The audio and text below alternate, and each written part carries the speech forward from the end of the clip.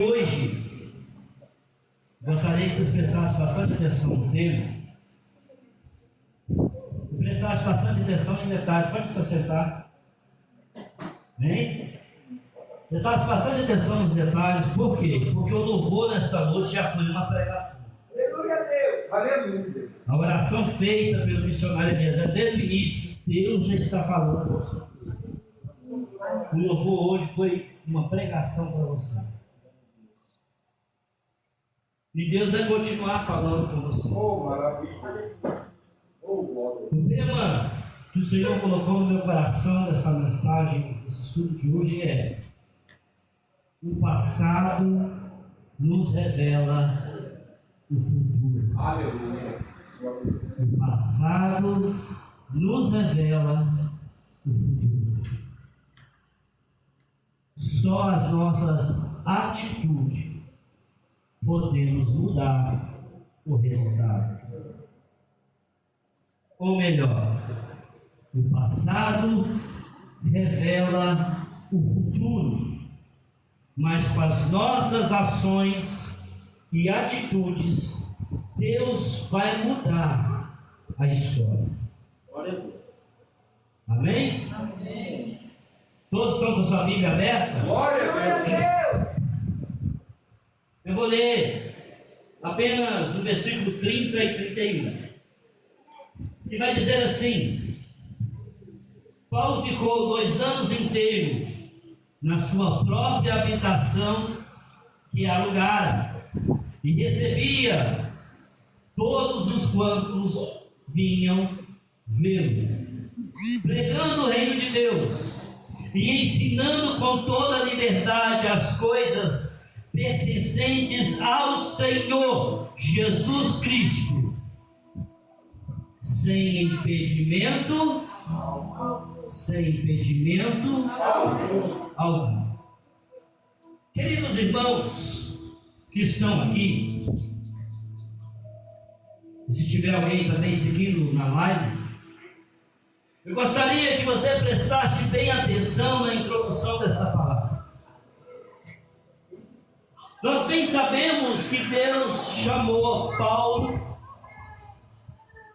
para pregar o Evangelho aos judeus, aos gentios, aos príncipes e aos reis. Aquele que outrora perseguia, agora recebe de Deus um chamado. Paulo, caminhando na sua caminhada, o maior teólogo da igreja primitiva, o apóstolo dos gentios, uma certa vez eu falei aqui na igreja, e não tenho medo de repetir, lá no livro de Atos capítulo 1, nós vemos que Deus levanta Pedro com ousadia e no meio daquele povo, Pedro diz: olha, era necessário que Judas padecesse e que outro assumisse o seu lugar nesse apostolado. A Bíblia vai dizer que eles lançaram a sorte sobre 2 homens escolhidos no meio deles. E a sorte caiu sobre Matias. E Matias foi colocado como apóstolo. O 12º apóstolo. É muito bom a gente querer aprender mais da Bíblia e da história, porque a gente vai ver, não na Bíblia, mas na história, em livros apócrifos, livros antigos, sagrados, que não compõem a Bíblia, mas que também trazem a história do povo de Deus e dos grandes homens de Deus. Nós vamos encontrar alguns feitos de Matias, mas eu costumo dizer o seguinte: até aquele momento, Pedro ainda não tinha o Espírito Santo, pastor Deus. Até aquele momento, Os apóstolos ainda não tinham o Espírito Santo. Missionário Eliezer. A sorte foi lançada. Eles oraram, lançaram a sorte, e a sorte foi lançada sobre Matias.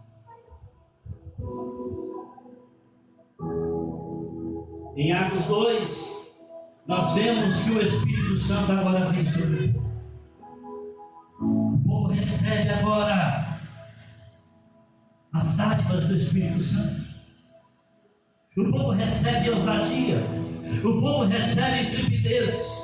O povo recebe palavra. O povo recebe discernimento. O povo recebe profecia. O povo recebe ciência. E vamos vendo na história que nessa ousadia recebido, Pedro prega para aquele povo uma pregação maravilhosa e linda, mas nos dias de hoje ninguém gostaria de ouvir, porque ele começa muito bem dizendo: olha, Cristo padeceu, morreu na cruz, mas tenho porém a pedra que vocês rejeitaram. É a pedra que vocês não quiseram, se tornou a pedra angular, a pedra de esquina, a pedra fundamental. Ou seja, Cristo é a pedra fundamental do Evangelho, do cristianismo, da religião, do ser humano e de tudo que existe, porque dele, por ele e para ele foi criado todas as coisas. Aleluia! Pedro traz uma pregação que assusta aquele povo. Aquele povo assusta, e Pedro fala assim: olha, o reino de Deus chegou entre nós. Arrependei-vos. Arrependei-vos. E peça perdão dos vossos pecados, para que Cristo nos perdoe, para que vocês não vão para o inferno. A Bíblia vai falar que 3.000 homens se arrependeram naquele dia.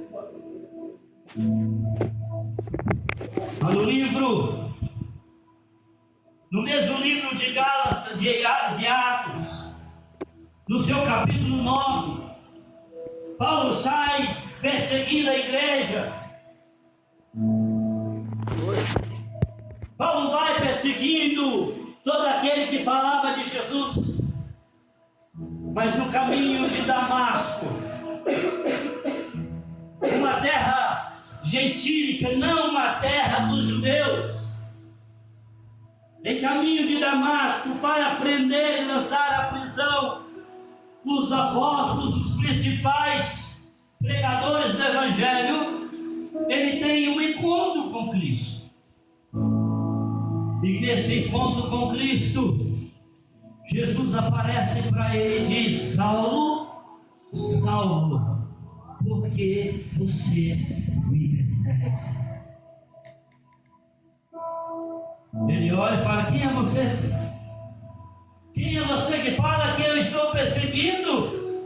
Pois tudo o que eu estou fazendo é de acordo com os preceitos da lei.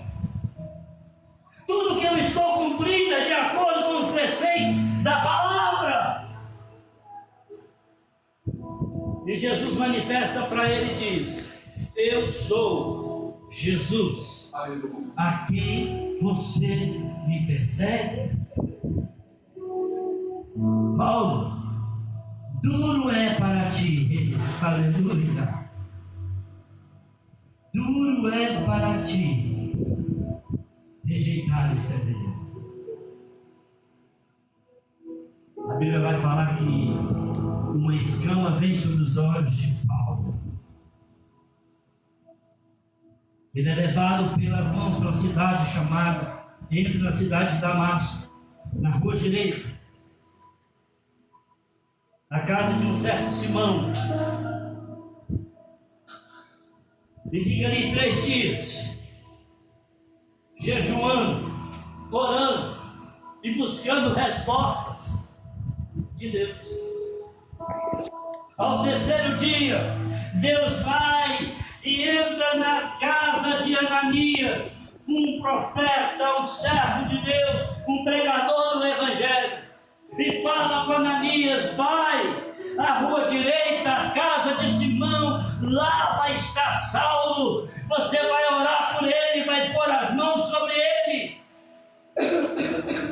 E Ananias responde o Senhor: eu não, eu tenho ouvido falar desse homem. Esse homem veio para cá para lançar a gente na prisão, ele mata, ele prende. Paulo, Ananias, escuta a voz de Deus, e Deus fala com ele novamente: vai, porque esse é para mim um escolhido, para pregar, para levar o meu nome entre os judeus, entre os gentios, entre os príncipes e entre os reis. Eu gostaria de falar com todos que estão aqui nessa noite. Você é um escolhido de Deus. Valorize o que você tem, porque você é um escolhido de Deus. Glória a Deus. Aleluia. Não olhe para o passado, mas viva o presente, planejando romper no futuro. Aleluia.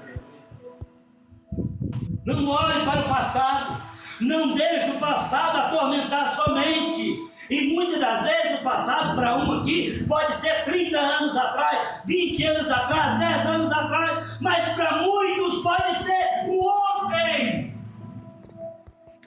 Pode ser o daqui, o que passou em 1 hora, em 2 horas. O problema é que a gente fica remoendo, lamentando nas circunstâncias da nossa vida.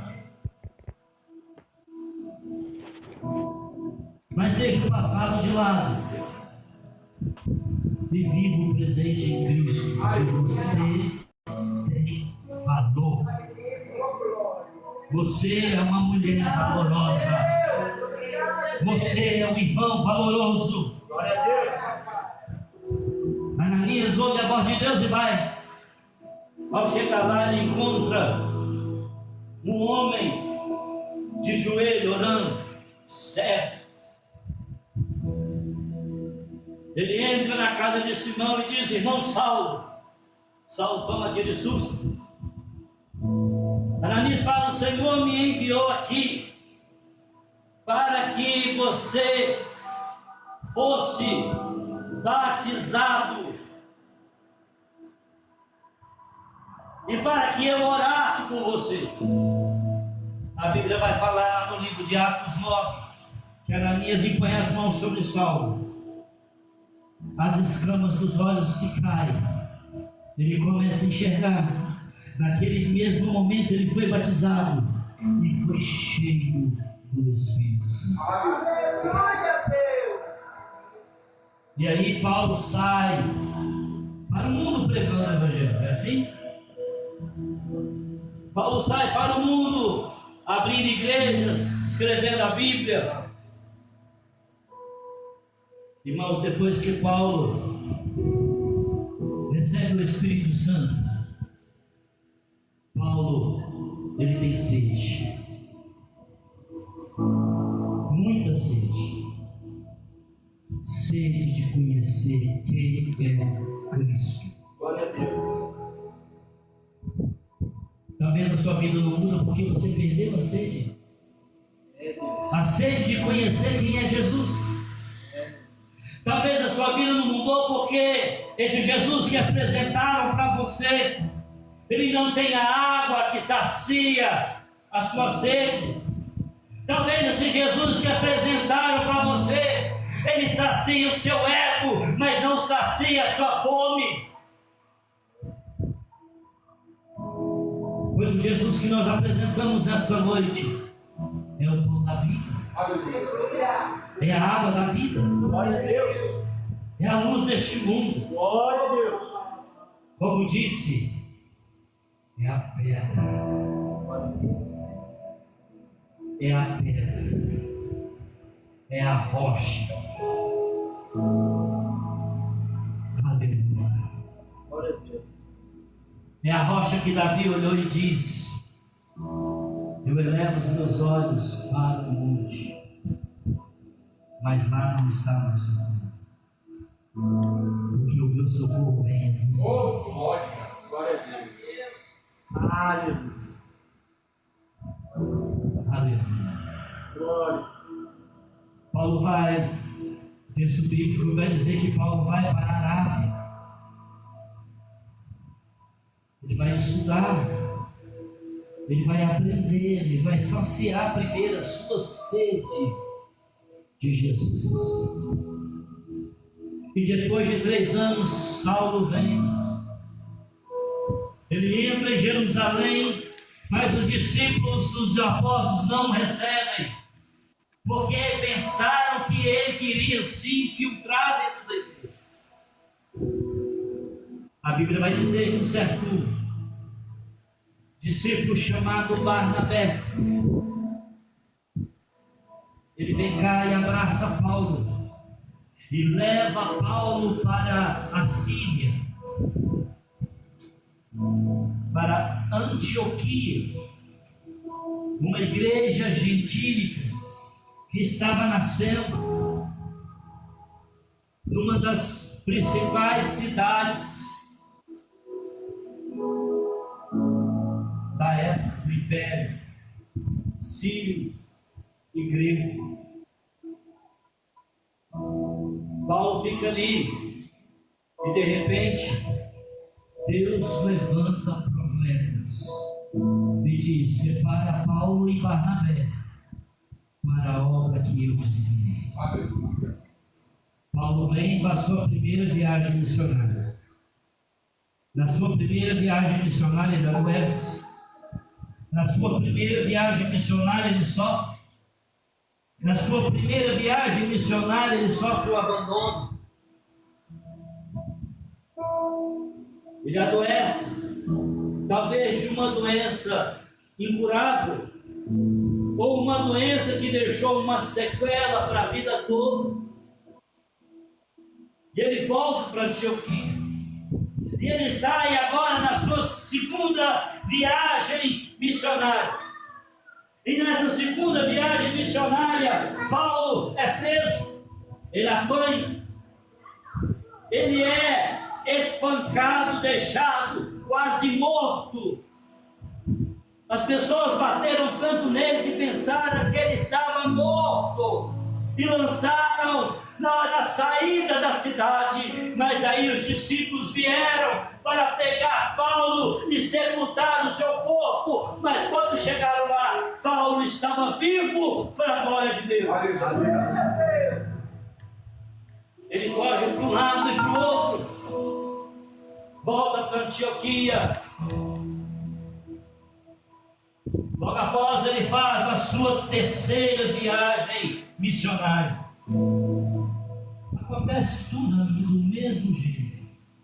Ele apanha, sofre abandono, sofre rejeição. Ele tem que sair da cidade fugindo de madrugada para não morrer. Ele anda para um lado e para o outro, e aonde ele vai, ele é perseguido. E aí Paulo, ao concluir todo aquilo que ele tinha colocado no seu coração, ele decide agora ir para Jerusalém. Chegando em Jerusalém, ele apanha, ele é preso novamente. E quando ele estava sendo espancado a ponto de morrer, o centurião romano pega Paulo. Paulo apresenta sua defesa. O centurião romano vê Paulo e fala: Paulo, o que você fez? Ele se defende. O centurião romano vê que Paulo não tinha nada contra ele dentro das leis de Roma. Ele manda os soldados a chicotear Paulo e depois soltar. E quando o soldado ia chicotear a Paulo, Paulo olha para o centurião e fala: você tem direito de açoitar o cidadão romano sem antes que ele apresente ao tribunal? O centurião toma um susto, porque Paulo era um cidadão. Paulo é lançado na prisão e fica em Cesareia de Nazaré. Por 2 anos ele fica ali. E depois de 2 anos, no seu julgamento, ele ia ser solto para que entregue às mãos dos sacerdotes e dos judeus. Mas Paulo, na sua defesa, ele diz: eu apelo a César, eu apelo a Roma. Eu sou romano, então que César me julgue. Paulo agora é conduzido a Roma. No meio do caminho ele sofre naufrágio. No meio do caminho ele é picado por uma cobra mortífera. As pessoas olharam para Paulo: vai morrer, esse aí blasfemou contra Deus, vai morrer. E esperava Paulo morrer, caía agonizando, mas Paulo estava ali firme. Quando que viram que Paulo estava firme, sabe o que aquele povo fez? Se aproximou de Paulo. E Paulo começa a pregar Jesus para aquelas pessoas. A Bíblia vai falar que toda aquela ilha chamada de Malta, creu em Jesus e muitos foram batizados. Querido meu irmão, minha irmã que está aqui nessa noite, se tem vibra te mordendo, se você está passando por uma situação, calma o teu coração, porque as pessoas vão ver que você é dentro de você, tem um Deus que não deixa a sua fé acabar nem morrer. E quando essas pessoas veem que você não morreu, que você não parou, que você não desanimou, elas vão parar para ouvir o que você tem para dizer para elas. Paulo chega a Roma. A Bíblia diz que ele estava ali preso, mas com uma certa liberdade. Ele pregava, ele recebia visitas, ele recebia as pessoas para fazer um culto na sua casa. E aí cai no texto que nós lemos. Por 2 anos ele ficou ali, habitado na casa que alugaram. E recebia todos os que vinham ver, pregando o reino de Deus e ensinando todas as coisas com liberdade, as coisas pertencentes ao Senhor Jesus Cristo, sem impedimento, até esse momento, mais ou menos no ano 63 depois de Cristo. Roma não se importava com nada concernente ao cristianismo. Todas as perseguições aqui foram dos judeus contra o cristianismo. Amém? Amém? Eu imaginava que ia ter isso. Nós vamos. Glória a Deus. Eu vou falar a verdade. Eu pensei até em reunir os irmãos e falar: não vamos ter culto. Mas o Espírito Santo falou: vai ter sim. Quando eu pensei em mandar a mensagem, comecei a mandar a mensagem, o Espírito Santo colocou no meu coração que tinha alguém aqui para ele curar, para ele salvar.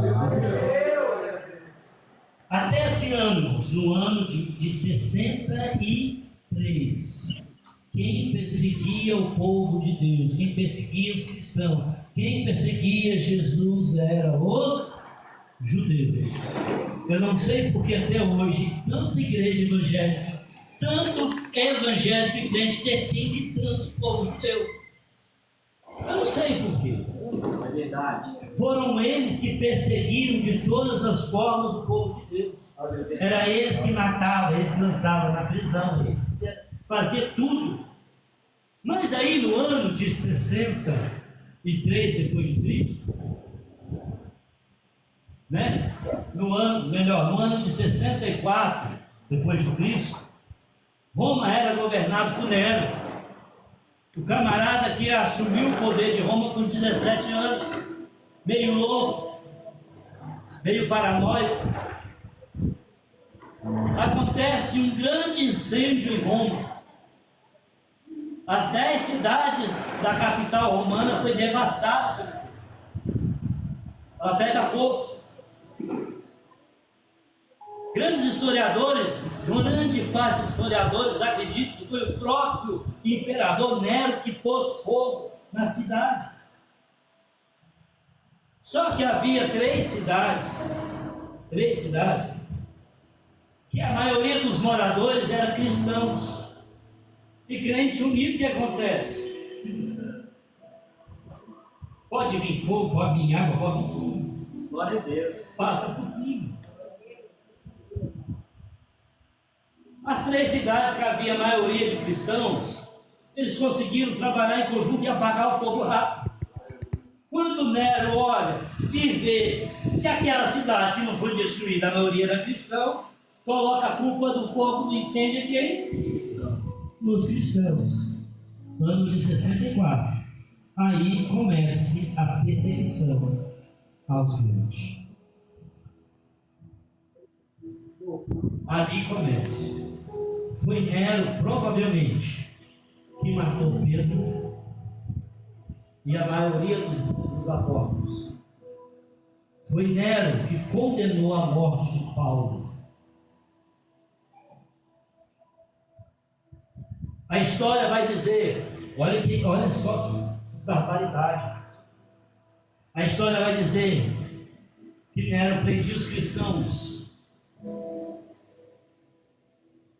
Ele juntava os cristãos na prisão. Depois ele convocava o povo, que enchia o Coliseu. Quantos aqui já viram o Coliseu em filmes? Eu creio que pessoalmente ninguém viu, nem as ruínas do Coliseu. Enchia o Coliseu e abria as comportas, chamava o povo de Deus e falava: vocês estão livres, podem ir embora. E eles saíam correndo para o corredor, quando se achavam, se estavam no meio do Coliseu, no meio do estádio. Quando o povo estava todo ali reunido, toda a multidão vendo, era soltado as feras, os leões, para devorar aquele povo no meio da multidão. Você sabia que foi numa ideia de Nero, dos pensamentos de Nero, que surgiu a iluminação pública no mundo? Foi através da ideia de Nero. Um camarada olhou e falou assim: peraí, vamos iluminar uma rua. Porque Nero fez isso lá em Roma, no ano de 64 depois de Cristo. Quando ele pegava os cristãos, os crentes, mergulhava eles no pinche e penduravam ele nas encruzilhadas, nas esquinas das ruas, e lançava fogo. Morre Nero, veio novo imperador, e esse imperador começa também no mesmo nível perseguido o povo de Deus. Os apóstolos, praticamente todos, estavam mortos. Só João, o escritor do Apocalipse, vive. Esse imperador pega o apóstolo João, mergulha na cadeira de azeite fervendo. O Senhor dá um livramento a João. Depois ele lança João na ilha de Patmos e perseguia e matava o povo de Deus. Essa perseguição durou o 1º século, o 2º século, o 3º século. Foi indo após anos e anos perseguindo o povo de Deus. mas Deus sempre levantava os seus. Depois da morte do apóstolo João, viera uma era chamada do povo cristão, a era chamada patrística, que quer dizer os pais da fé, os apologetas, os homens levantados por Deus para doutrinar, para teologar, para filosofar sobre a teologia e lançar a defesa da fé. Grandes homens de Deus, que mesmo de forma oculta, fizeram grandes coisas na história. Alguns grandes nomes como Eusébio de Cesareia, que é considerado um dos primeiros historiadores da igreja, autor de um livro pequenininho, acho que são umas 10 páginas, né? Que se vende hoje nas livrarias, chamadas A História aos Hebreus. Se você quer saber um pouquinho da história do povo de Deus, eu gostaria que é muito importante nesse livro. Ele é fininho. Vê nossa Bíblia aí. Ele dá mais ou menos uma Bíblia e meia, o original. Conta todas as histórias.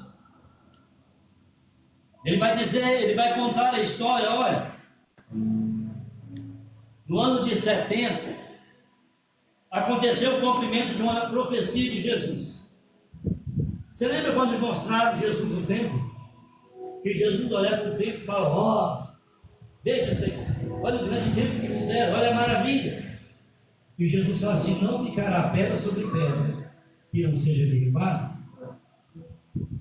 No ano de 70 houve uma revolução dentro de Israel, dentro do povo judeu. Grupos revolucionistas, né? Os zelotes, que era uma resistência ao Império Romano.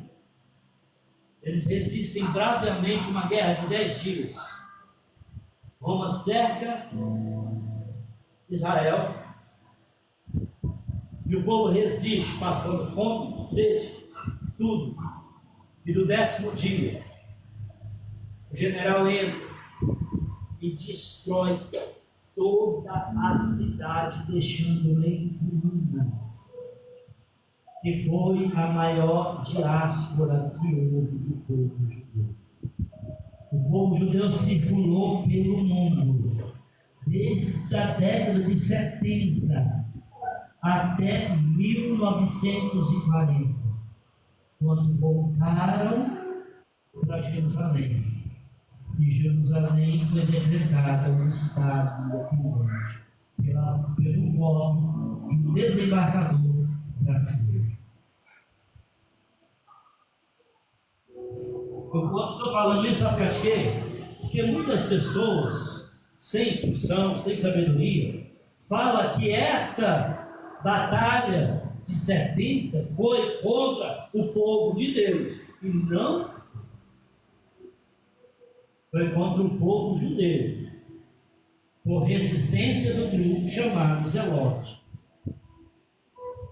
Não foi contra o povo de Deus. O povo de Deus já havia se espalhado. O povo de Deus estava em Jerusalém, estava em Antioquia, estava em Éfeso, estava na Ásia Menor. O povo de Deus já tinha se espalhado pela perseguição dos judeus. Na época, em 70, o império já perseguia os cristãos. O povo de Deus já tinha a perseguição dos judeus e a perseguição de Roma. Depois da era patrística, que vai surgir os defensores da fé, como Agostinho de Hipona e outros nomes.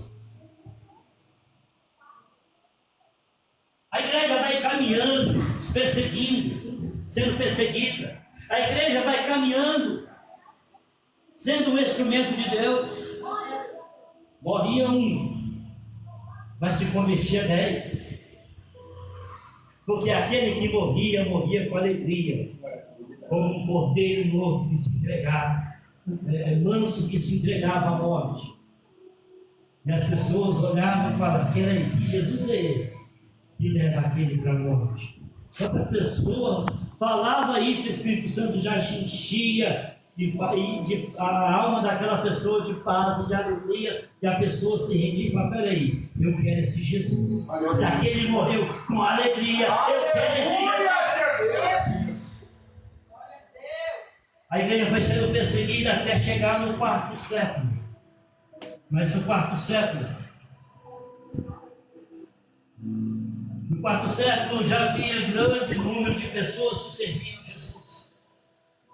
Pessoas importantes, pessoas da elite, da burguesia. O povo de Deus se reunia em casas, em cavernas, em catacumbas. Mas aí o Império Romano estava sendo devastado, destruído, acabando. O Império Romano já estava sendo eliminado, quando de repente o imperador Constantino, ele tem, os historiadores, essa história vai dizer que ele tem um sonho, uma revelação, e ele precisava lutar numa guerra impossível, pastor Deus, porque os bárbaros já estavam. Ele precisava vencer uma guerra que era praticamente impossível. E ele tem uma revelação, um sonho, com a cruz. E nesse sonho, algo falava com ele: com esse símbolo, você vencerá a guerra. Na história dos romanos, cada legião, cada general podia colocar no escudo ou na proteção, na armadura, um símbolo. E a maioria das vezes eles usavam um porco, que era para afrontar o povo de Deus, os hebreus. E dessa vez o imperador tem um sonho para colocar o símbolo da cruz, e ele coloca, e ele vence a guerra.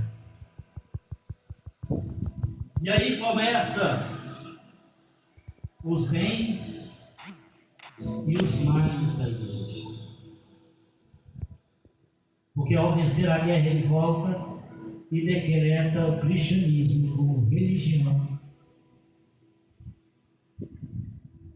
Aleluia. Principal, oficial. Agora os crentes não são mais perseguidos. Faz parte do Estado. O governador, o imperador é crente, pastor. As pessoas saem das cavernas e vão construir agora templos, porque o imperador não pode adorar a Deus no lugar. E agora vão construir templos. A história vai dizer que vai haver concílios para defender a divindade de Cristo. Depois vai ter um concílio para defender a humanidade de Cristo. Para a gente parece loucura, irmãos. A nossa geração parece loucura discutir: será que Cristo é Deus? Não. Eu preciso defender que Cristo é Deus. Aí depois de não sei quantos anos eu preciso defender que Jesus, mesmo sendo Deus, é homem. A história vai dizer que vai passando os anos. A igreja se torna uma igreja burguesa, não é mais perseguida. Até que o imperador ele começa a se preocupar com as questões da igreja. E ele vai chamar um e vai falar: olha, Eu vou colocar você como um bispo universal, principal da igreja. Toda a igreja vai ser obediente à sua voz. Tudo que você falar, é Deus falando. Você lembra o nome dele? Não, antes. Esqueci o nome dele agora, eu tinha notado, mas esqueci. Ele vai olhar para o imperador e falar assim: de jeito.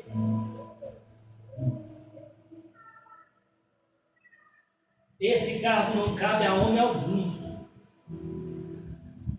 Ser maior representante de Deus? Não, representante de Deus da igreja é Cristo. A pedra angular da igreja é Cristo. Homem nenhum pode assumir esse cargo. A igreja não precisa disso. Ele rejeita. E aí depois, no século, quinto século, é levantado o Papa Leão X. A igreja agora passa a ser chamada de Igreja Apostólica Romana. Antes disso, a igreja era chamada cristãos. Povo apostólico cristão. Por que cristão? Porque se parecia com Cristo. No século V surge o Papa. A Igreja Católica vai resumir o Papa através de Paulo, ou através de Pedro. A Igreja Católica vai colocar o Santo Agostinho como um dos principais, depois de Pedro. Mas, na verdade, o catolicismo começa no quinto século, aonde entramos agora.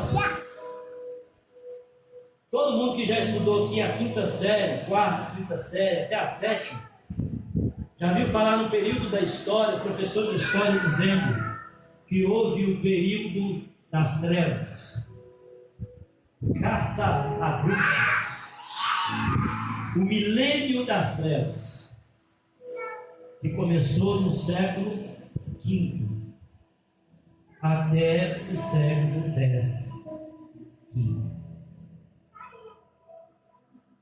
Porque a igreja agora tem uma voz, tem uma ordem. A igreja agora não persegue, não é perseguida, ela persegue. Houve um período no começo do papado que a igreja, os principais da igreja, sentaram-se no trono e deixaram de pregar a palavra, deixaram de pregar o evangelho. O que acontece? Vai surgir na época um liberalismo teológico, muitas discussões teológicas surgindo. É nessa era que vai surgir o budismo, é nessa época que vai surgir o islamismo, porque a igreja parou. A igreja tem o Papa e tem o imperador do seu lado. Então todo mundo que nasce, logo é católico. A igreja para, a igreja não evangeliza, a igreja não prega, a igreja não se preocupa com ninguém, a igreja já não é mais social. O clero só se preocupa com si mesmo, com dinheiro, com verba, com nome, com status dentro da sociedade. Eu costumo dizer que o Império Romano acaba, mas nasce o Império Igreja. Nasce o Império Igreja. A igreja agora marca. As pessoas começam a se reivindicar. Não, eu sou de Cristo. Não, você é da igreja. Não, eu tenho minha religião. Não, você é católico. Não, eu não quero ser católico. Não, não quero não. Passa a foice, passa o facão, entra no fogo, amarra uma pedra no pescoço e joga no fundo do rio. É isso que a igreja faz. E vai passando os anos, é isso que acontece. O império da igreja, o milênio das caças às bruxas. Não se caçaram só bruxas, mas se caçaram todos aqueles que eram contra a igreja. Essa Bíblia que hoje você tem na mão com facilidade, ela é traduzida do grego para o latim. Todos os padres precisam agora estudar latim e fazer as missas em latim, os cultos fúnebres em latim. Eu ia falar casamento, mas nessa época nem casamento tinha, você acredita? O padre não fazia casamento, não tinha casamento. Era tudo em latim. Por quê? Se você estuda, você passa a ter instrução. Se você passa a ter instrução, você questiona. E a igreja não pode ser questionada. Vocês estão vendo um trocadilho? Faz um trocadilho. Como é que é a igreja hoje? Como é que são alguns pastores hoje? Eu sou homem de Deus, eu me questiono, não, você vai sair de maldição. Ó, se não obedecer minha ordem, está em maldição. No ano de 1500, Papa Leão X II.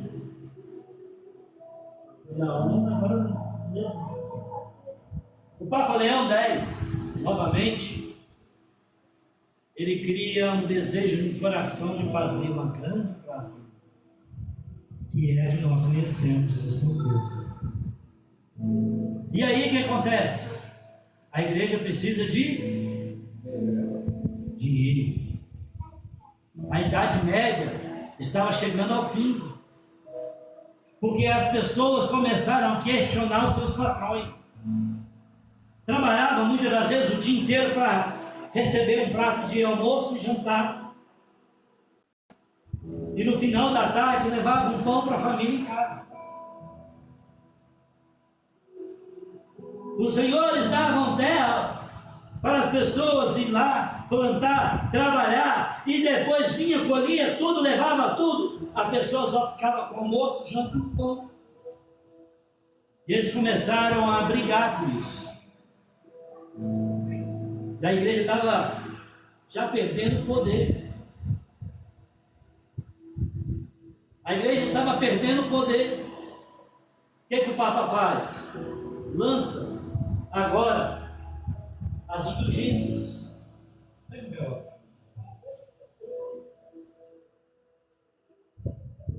Lança agora a história, a teologia do purgatório. O Papa agora vai lançar a história do inferno. E aí ele vai pegar e falar o seguinte: olha, você precisa pagar o seu perdão. Ah, um parente seu morreu, ele está sofrendo do purgatório. Você precisa pagar para que ele saia do purgatório e vai para o céu. Aí as pessoas pagavam, dependendo do tamanho da oferta. O Papa assinava uma carta falando: esse aqui tem perdão eterno e tem direito a um pedacinho do céu. A história, o passado revela nosso futuro. O que acontece no futuro? Se você não pegar o envelope, se você não der dízimo, não der oferta, o devorador vai acabar com a sua vida. Se você não der dízimo, não der oferta, você não tem direito do pedacinho do céu. Graças. A história do passado revela o nosso futuro. Por que a Igreja Missionária de Pela Graça se preocupa? Porque estamos caminhando a passos largos para termos uma igreja imperial. Hoje foi um dia de política. Quantos de nós não ouvimos assim, vote no meu candidato porque ele é crente, ele vai ajudar os crentes? Não, irmão. O povo de Deus tem que se unir, porque se o povo de Deus se unir, a gente coloca lá. Vereador evangélico, prefeito evangélico, deputado evangélico, para defender a nossa causa. A gente coloca lá senador evangélico, governadores evangélicos, presidente evangélico. Você já pensou o nosso Brasil com um presidente evangélico? Vai mudar nada se não for justo. Vai mudar nada se ele não for parecido com Cristo. É verdade. Vai mudar nada se ele não for parecido com Cristo. É verdade. Aí tem muita gente defendendo uma ideologia partidária. Tem muita gente defendendo, não, eu sou da família conservadora brasileira. Eu sou um conservador. Mas você vai olhar a história do cidadão. Casou com uma mulher, enjoou da mulher, separou, casou com outra. Ele é conservador, ele é defensor da família brasileira. Largou a primeira mulher, pegou a outra. Aí, ganhou muito dinheiro, entrou na política, ganhou muito dinheiro, largou da segunda e casa-se com a terceira, porque a terceira tem a metade da idade dele, é bonita, toda inteirona. Eu sou defensor da família brasileira. Separou 3 vezes porque quis. Aí o conservador sempre acusa o que não é conservador. Você é contra o aborto? Você é a favor do aborto? Você quer destruir a família? Você quer levar para dentro das escolas o kit anti-gay? Que é isso, que é aquilo? Aí você vai olhar a vida do camarada que não é tão conservador. Tem 2 casamentos. Casou com a mulher quando era louco, viveu com ela até ela partir com o Senhor. Ficou viúvo. Aí casou de novo. Com a mulher mais nova, tá certo, mas ela não tem a metade da sua idade, ela é um pouquinho mais nova.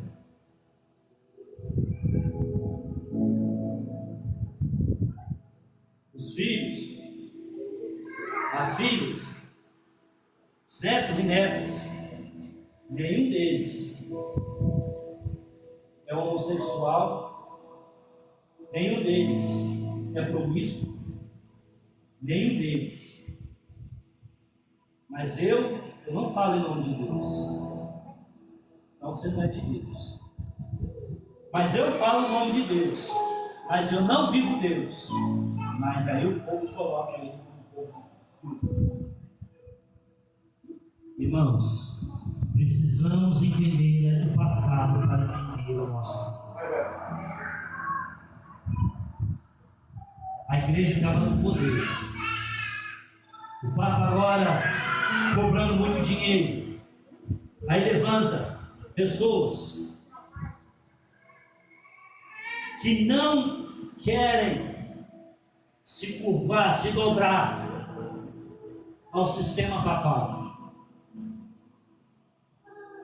Na Itália, levanta um homem que não quer se curvar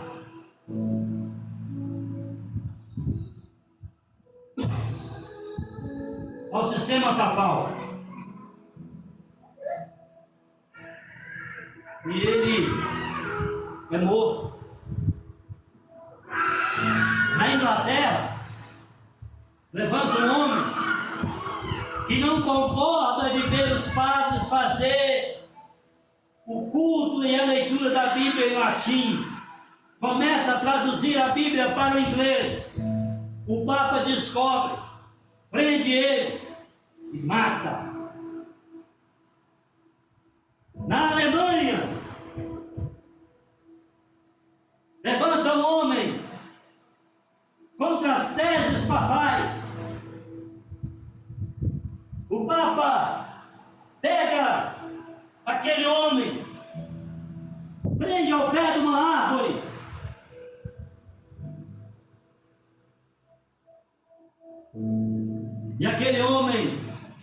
mas com a seguinte exclamação. Para alguns historiadores, uma profecia.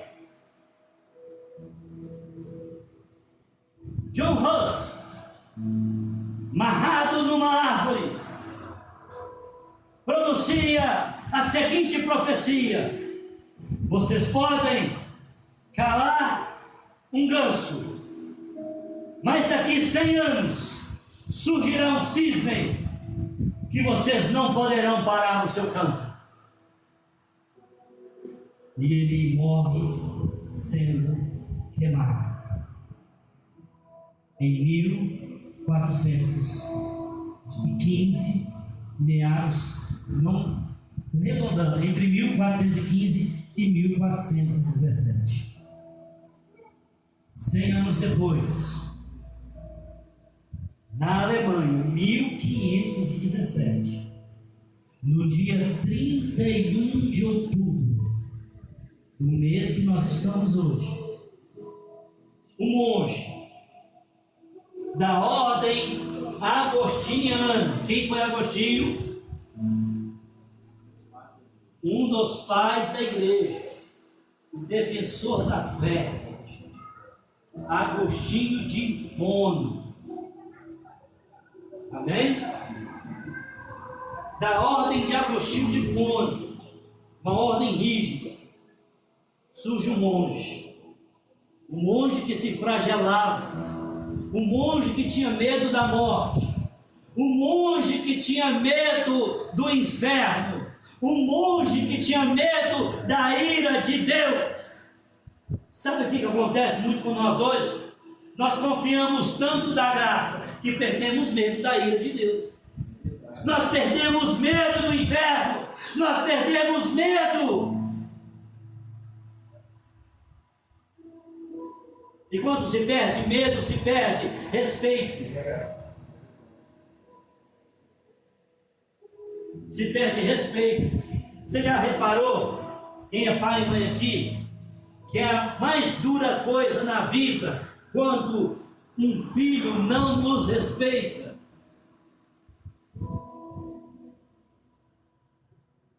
É assim, irmãos. Parece que nós muitas das vezes perdemos o respeito de Deus. E aí, Lutero,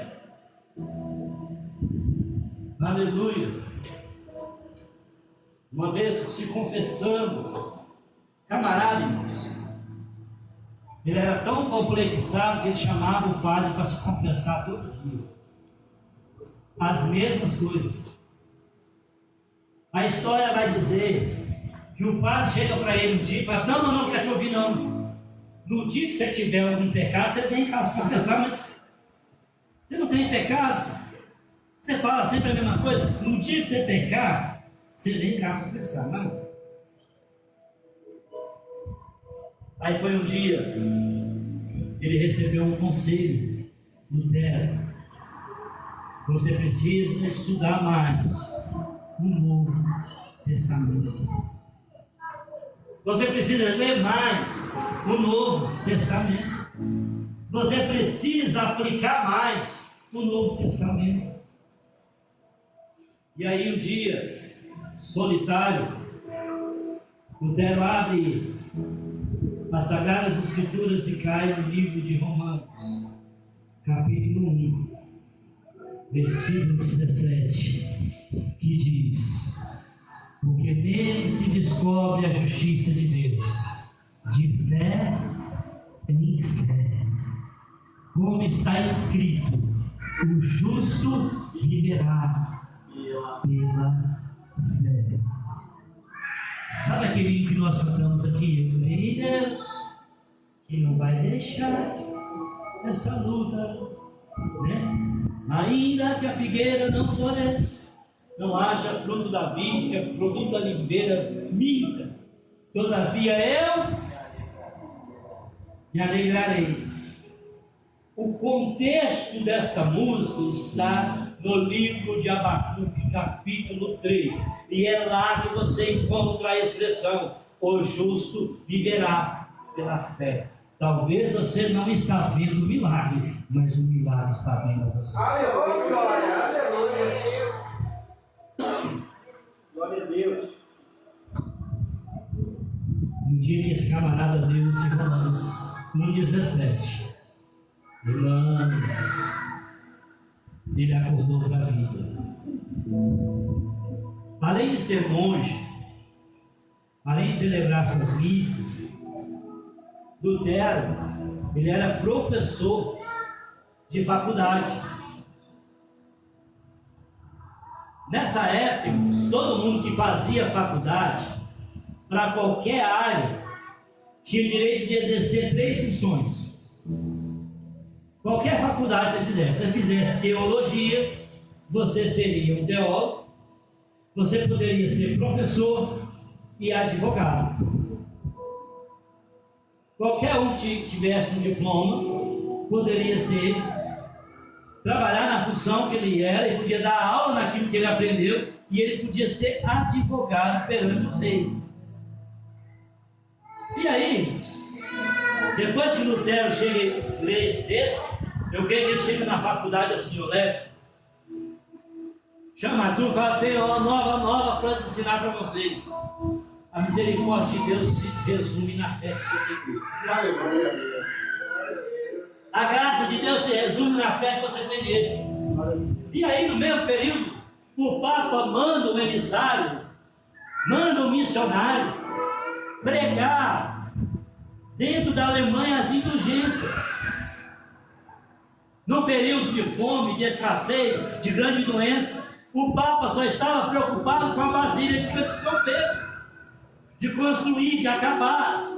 E aí ele começa agora, o missionário da igreja vai andando por Roma, falando das indulgências, falando que cada vez que uma moeda cai no gasofilácio da igreja, uma alma pula do purgatório, falando que se você quer salvação, aleluia, deposite a sua oferta, o seu dízimo. Não parece que nós ouvimos hoje por aí, principalmente os cultos de TV, esses grandes pastores da mídia: olha, eu preciso que você dê, aí eu preciso de 70 pessoas com um dízimo de R$1.000. E aí, irmãos, Lutero, ele inconformado, porque ele sentia a dor do povo, ele escreve 93 teses. E nessas teses dizia que a voz do Papa não é a voz de Deus. Nessa tese dizia que se o Papa pode salvar alguém pelas indulgências, por que não faz isso de graça? Porque a graça de Cristo nos foi dada de graça. Nessas teses dizia que o Papa não tinha direito de vender nada no céu, porque o céu não pertencia a ele. É verdade. Aleluia. Nessas teses dizia, aleluia, que todo o poder e autoridade pertencia a Deus. Nessas teses dizia que toda honra e toda glória não era para o Papa, era para Jesus. Se você quer estudar sobre isso, digite no Google as 93 teses de Martinho Lutero, vai aparecer todas elas para você. Ele coloca na porta da igreja de Wittenberg. Era um lugar onde as pessoas iam para ler as notícias. Era um lugar onde os jornaleiros colocavam as principais notícias. E o que acontece?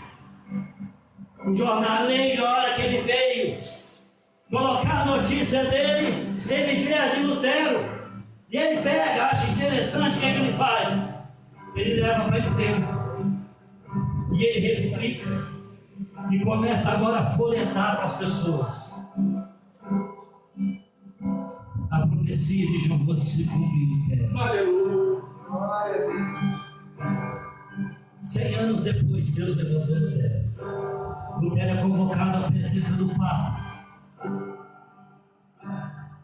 Ele chega na presença do Papa e o Papa fala assim: olha, eu quero que você retrate, eu quero que você queime todas essas teses, todos os livros, tudo que você escreveu contra nós. Lutero fala: eu não sou contra a igreja, eu sou contra as atitudes. E o Papa ali pressionando. Chega um dia que Lutero olha para o Papa e diz: me convém mais obedecer a Deus do que a voz dos homens. Irmãos, é necessário que Deus levante outros Luteros. A reforma não acabou, ela ainda acontece. Porque eu oro a Deus, eu, pastor Warley, oro a Deus para que a igreja evangélica não seja uma igreja imperial. Se você não vive o reino de Cristo, eu sinto muito, meu querido, porque eu já vivo o reino de Cristo. E sabe qual é o reino de Cristo? O reino de Cristo muitas das vezes é a rejeição, a solidão. O reino de Cristo muitas das vezes é o sofrimento. Mas o reino de Cristo também é graça, é força, é unção, é poder, é manifestação das maravilhas de Deus na nossa vida. É por isso que nós cantamos aqui: a tua graça me basta. A graça de Cristo quis se bastar-nos. Para encerrar esta mensagem, isso é um pequeno resumo da história. Existe muito mais. Talvez você não veio para a igreja para ouvir isso. Eu queria uma mensagem que Deus falasse comigo. Deus falou.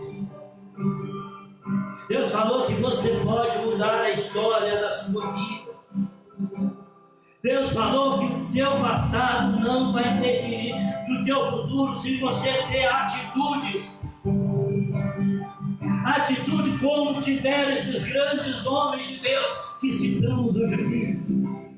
Atitude como teve, aleluia,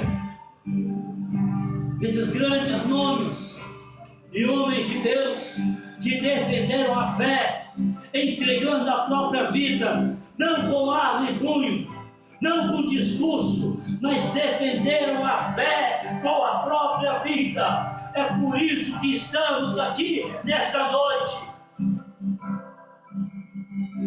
É por isso que estamos aqui hoje.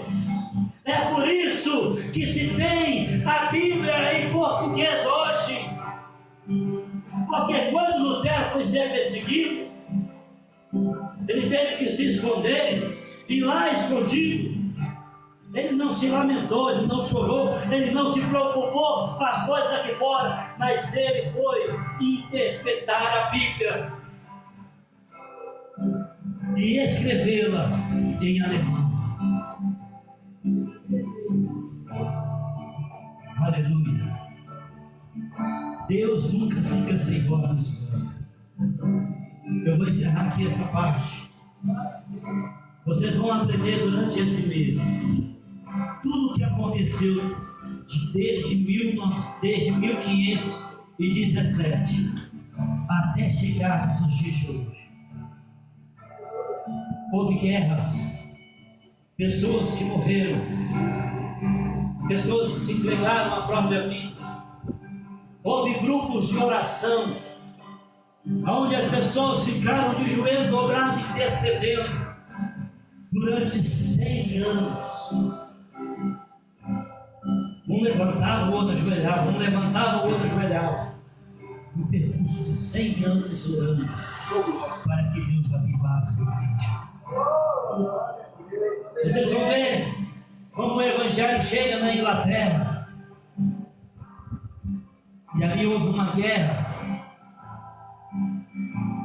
chamada Guerra dos 30 Anos. Muitas pessoas morreram, se entregaram. para viver uma vida em Cristo.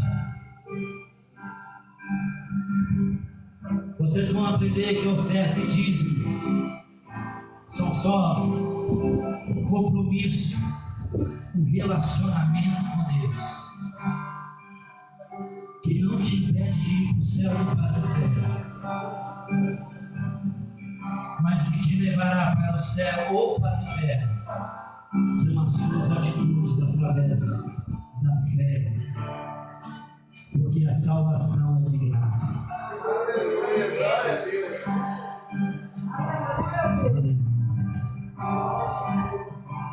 Eu não fiz esse resumo para falar mal da Igreja Católica nem do seu segmento.